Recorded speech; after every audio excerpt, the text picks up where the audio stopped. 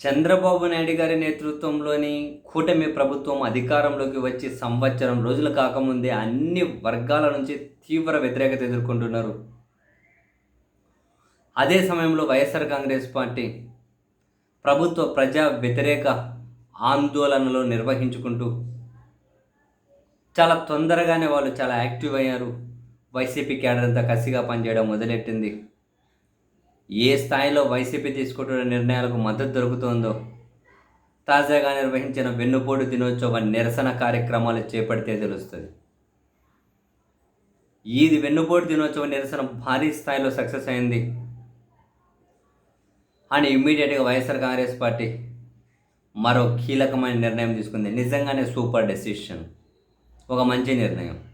వాళ్ళ రాజకీయ కోణంలో, వాళ్ళ పార్టీ వ్యూలో ఏం నిర్ణయం? ఈ నెల చివరాఖరులోగా ఉమ్మడి జిల్లాల ప్రాతిపదికన మొత్తం 13 జిల్లాలలోనూ రౌండ్ టేబుల్ సమావేశాలు ఏర్పాటు చేయాలి.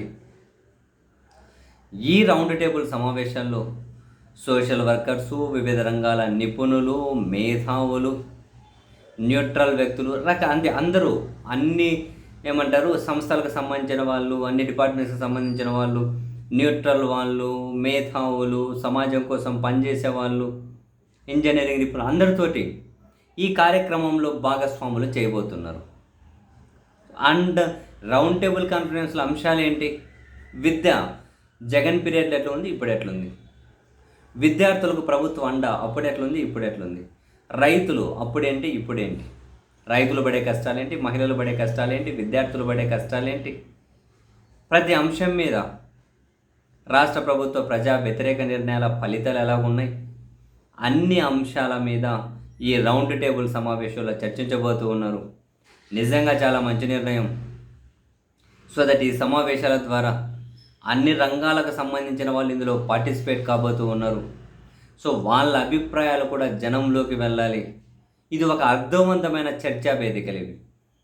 ఏదో టీవీ ఛానళ్ళలో కదా 10 పైసలకు పావులాగా మనికిరాని వాళ్ళంతా అరుగుతుంటారు చూడండి, అటువంటివి కాదు. ఒక అర్థవంతమైన చర్చ.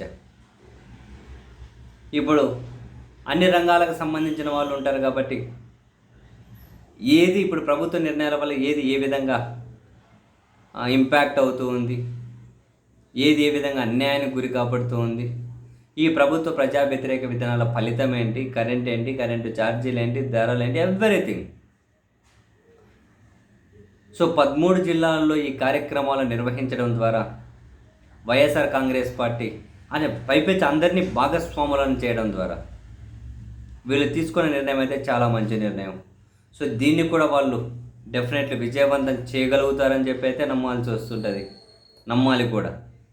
ఎందుకంటే వాళ్ళు ఏ కార్యక్రమం చేపట్టినా బాగా పగడ్బందీగా ఎగ్జిక్యూషన్ చేసుకుంటూ వస్తూ ఉన్నారు.